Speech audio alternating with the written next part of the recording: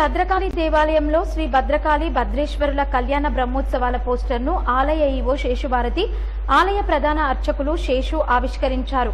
ఈ సందర్భంగా వారు మాట్లాడుతూ భద్రకాళి భద్రేశ్వరుల కళ్యాణ బ్రహ్మోత్సవాలు ఈ నెల 9వ తేదీ నుండి 25వ తేదీ వరకు కొనసాగుతాయి అన్నారు.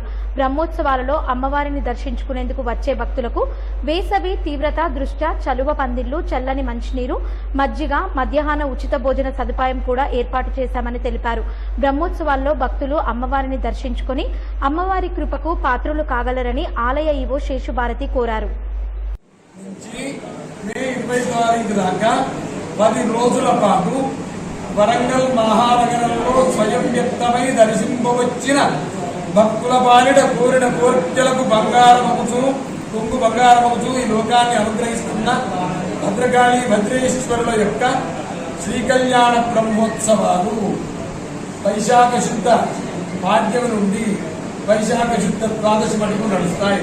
పాడ్యమి నాడు అంకురార్పణ, 12వ తారీఖు కళ్యాణం, శంకర జయంతి నాడు, మళ్ళీ ఆ తర్వాత అమ్మవారికి 10 రోజుల పాటు రోజు ఉదయం ఒక వాహన సేవ, సాయంత్రం ఒక వాహన సేవ, ఇట్లా ఇవన్నీ వైభవంగా నడుస్తాయి.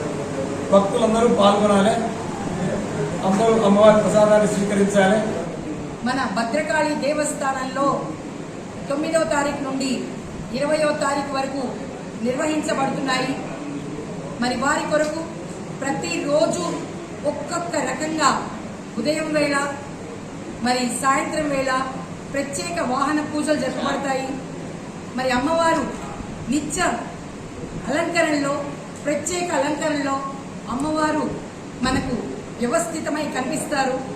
ఈ యొక్క మహోత్సవ సమయంలో అమ్మవారిని దర్శించుకున్న, అమ్మవారిని మనం ప్రేమతో కోరుకున్న అవి తప్పకుండా వెంటనే మేనిఫెస్ట్ జరుగుతాయి. కనుక ప్రతి ఒక్కరిని కూడా ఈ అమ్మవారి బ్రహ్మోత్సవముల సమయంలో భక్తులందరినీ కూడా అమ్మవారిని దర్శించుకోవడానికి రావాల్సిందిగా, మరి భద్రతనిచ్చే తల్లి భద్రకాళి తల్లి అందరి యొక్క ఆరోగ్యాన్ని, ఐశ్వర్యాన్ని, మరి ప్రేమను అందరికీ ఆశీస్సుల రూపంలో పంచే తల్లి కనుక ఆ తల్లికి ప్రేమగా నమస్కరిస్తూ మరి వచ్చే భక్తుల కొరకు చల్లటి పందిళ్లు వేయడం జరిగింది. చల్లటి మంచినీటి సదుపాయం ఏర్పాటు చేయడం జరుగుతోంది. మరి అన్నదానం ఏర్పాటు కూడా చేయడం జరుగుతోంది. మరి ప్రసాదాలు ఎప్పటికప్పుడు అందేలా ఏర్పాటు చేయడం జరుగుతుంది. కనుక ఏ దూర ప్రాంతాలు ఉన్న వారైనా సరే